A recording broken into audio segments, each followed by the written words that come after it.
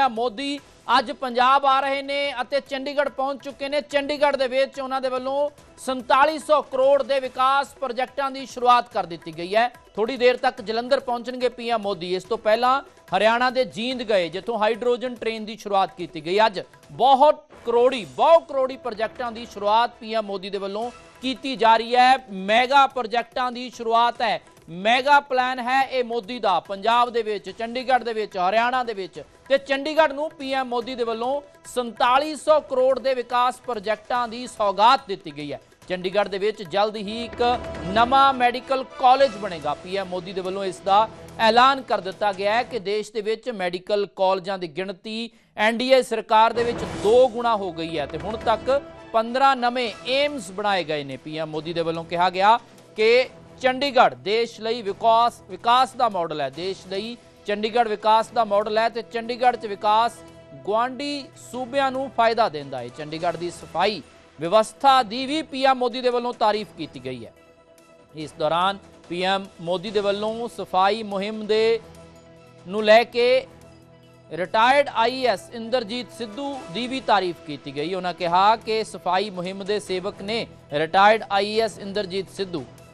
ਤੁਹਾਨੂੰ ਦੱਸ ਦਈਏ ਕਿ ਅੱਜ ਚੰਡੀਗੜ੍ਹ ਦੇ ਵਿੱਚ ਪੀਐਮ ਮੋਦੀ ਨੇ PGI advanced neuro science centre, PGI 'ਚ ਹੀ advanced mother and child centre ਦਾ ਉਦਘਾਟਨ ਕੀਤਾ। ਇਸ ਤੋਂ ਬਿਨਾਂ ਆਈਟੀਆਈ ਸਿਟੀ ਤੋਂ ਕੁਰਾਲੀ 6 ਲੇਨ ਗ੍ਰੀਨਫੀਲਡ ਹਾਈਵੇ ਦਾ ਵੀ ਪੀਐਮ ਮੋਦੀ ਦੇ ਵੱਲੋਂ ਵਰਚੁਅਲ ਉਦਘਾਟਨ ਕੀਤਾ ਗਿਆ।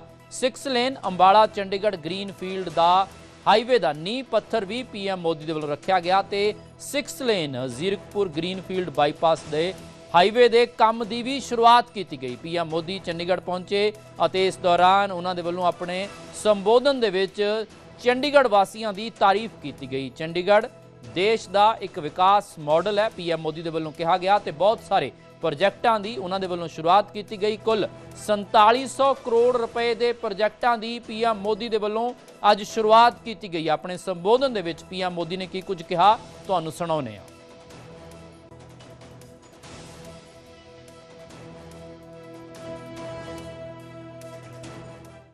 चंडीगढ़ जाना जाता है व्यवस्थित विकास के लिए।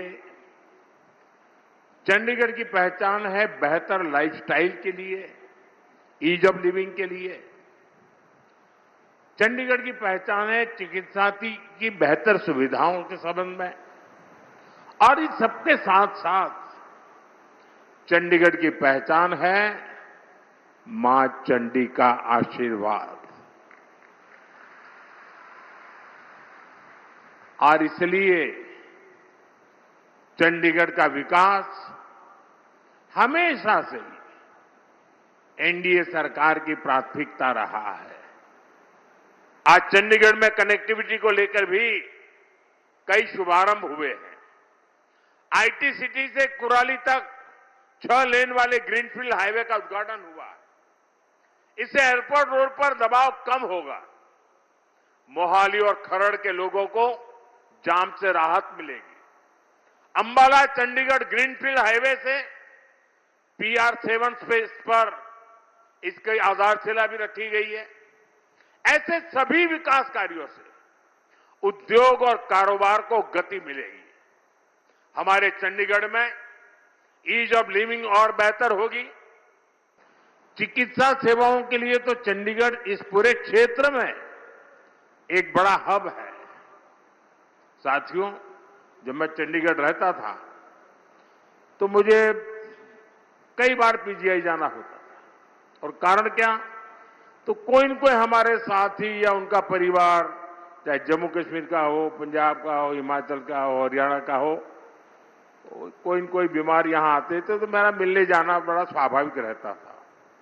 और इसलिए मुझे पता है कि पूरे क्षेत्र के लोगों के लिए ये आरोग्य की दृष्टि से एक बड़ा महत्वपूर्ण केंद्र रहा है।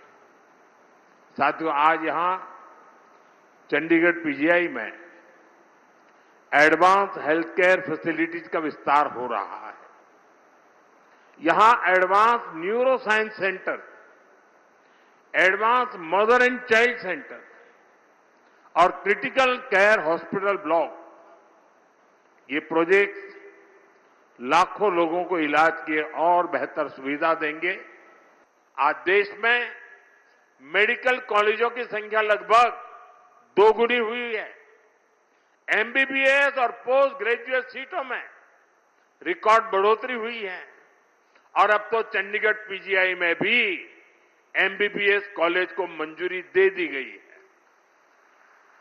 जल्द ही यहां भी एडमिशन शुरू हो जाएंगे। इससे देश के कितने प्रतिभाशाली युवाओं को ऐसे टॉप इंस्टीट्यूट में पढ़ने का मौका मिलेगा। देश को बड़ी संख्या में बेस्ट डॉक्टर्स मिलेंगे।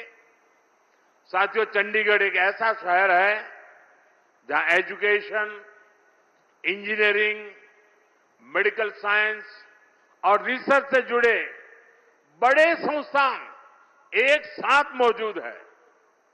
बहुत कम शहरों के पास ऐसा सामर्थ्य होता है।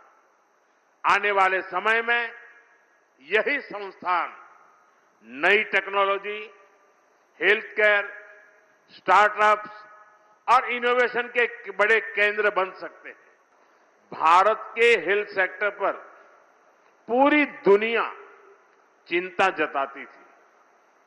किसी बड़ी आपदा का अंदेशा होता था तो लोग सवाल उठाने लगते थे कि भारत में क्या होगा। कोरोना के समय में हमने देखा है कि कैसे भारत ही विश्व की चिंताओं का केंद्र था, लेकिन हमारी सरकार ने भारत का सामर्थ्य भी बदला और विश्व का नजरिया भी बदला। जब कोरोना महामारी आई तो भारत मदद मांगने वाला देश नहीं था, बल्कि भारत दुनिया को मदद भेज रहा था।